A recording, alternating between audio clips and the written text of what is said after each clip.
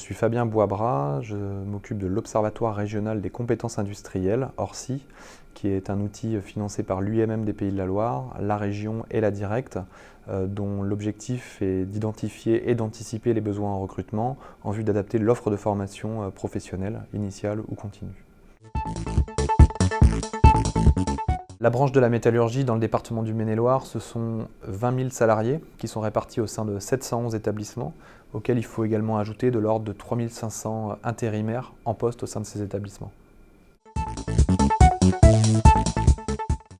Alors la métallurgie dans le Maine-et-Loire, c'est un secteur fort. C'est un secteur néanmoins qui a beaucoup souffert par le passé. Il y a eu des difficultés notamment du fait de l'industrie électronique, qui est une industrie très présente sur le territoire du Maine-et-Loire et qui a beaucoup souffert au cours des années 2000.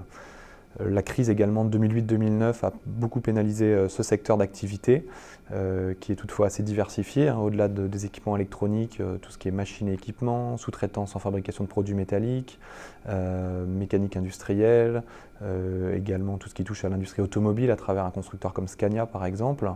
Et donc tous ces différents secteurs ont souffert de la crise du retournement économique de 2008-2009.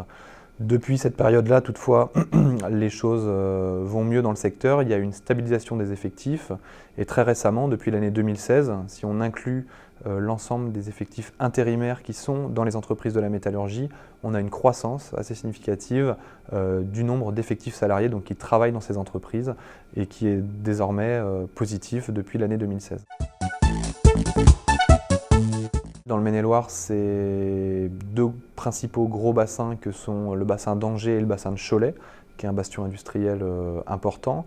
Toutefois, il y a une dispersion, et c'est une caractéristique dans le Maine-et-Loire comme dans l'ensemble des Pays de la Loire, une dispersion des entreprises de la métallurgie dans l'ensemble des communes du territoire. Donc c'est à la fois une force, dans le sens où la métallurgie est en capacité d'offrir des opportunités d'emploi dans l'ensemble du territoire. Ça peut être aussi d'un autre côté une faiblesse, puisque c'est susceptible d'accroître les difficultés en recrutement des entreprises qui doivent attirer sur leur territoire des profils. Effectivement, donc, il y a des difficultés à attirer aujourd'hui des publics dans l'industrie. L'image de l'industrie a été fortement écornée par les difficultés économiques que j'ai citées.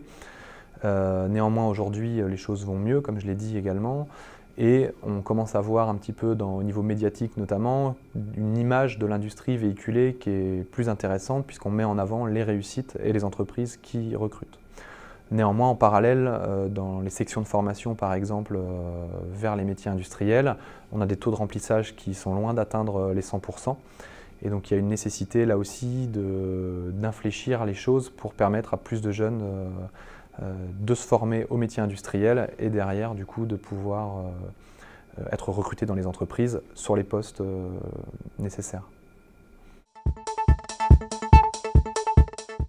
Alors les enquêtes que l'ORCI a pu mener récemment ou les données qui ont pu être exploitées laissent apparaître des difficultés de recrutement toujours importantes sur les métiers cœur de l'industrie de la métallurgie, la chaudronnerie, le soudage, pour partie l'usinage aussi, avec des fortes difficultés de recrutement, même si les niveaux de recrutement sont moins importants. Également des difficultés de recrutement importantes sur la maintenance, le domaine de la maintenance, qui est partagé par d'autres industries que celle de la métallurgie, mais on a vu une croissance des difficultés sur ce métier au cours des dernières années, pour les entreprises, pour qu'elles recrutent. Donc ça, c'est vraiment les métiers historiques. On sait qu'il va y avoir également un développement à moyen-long terme de nouveaux métiers, en plus de l'adaptation des métiers existants. Donc certains nouveaux métiers devraient apparaître dans les entreprises. Pour prendre un exemple, les entreprises aujourd'hui de production industrielle sont de plus en plus automatisées. Il y a une analyse de données de production de plus en plus importante, avec des capteurs sur les machines par exemple, et il va y avoir la nécessité de traiter la masse de données qui va être produite par ces capteurs, par cette analyse, et qui va permettre par exemple de faire de la maintenance prédictive, d'adapter l'outil de production. Donc il y a une vraie demande qui naîtra là-dessus, alors sur des postes plutôt supérieurs, de techniciens supérieurs ou d'ingénieurs, et c'est l'exemple d'un métier qui pourra émerger.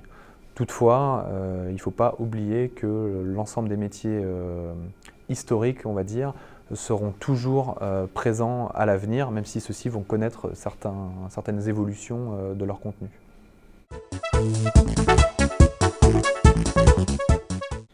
Alors les entreprises industrielles, notamment du fait d'une nouvelle fois de la conjoncture, ont eu tendance un petit peu à se replier peut-être sur elles-mêmes. Aujourd'hui, il y a clairement la nécessité pour les entreprises industrielles pour attirer des talents, attirer les nouvelles générations aussi, qui n'ont pas les mêmes codes que les salariés actuellement en poste, un petit peu plus âgés.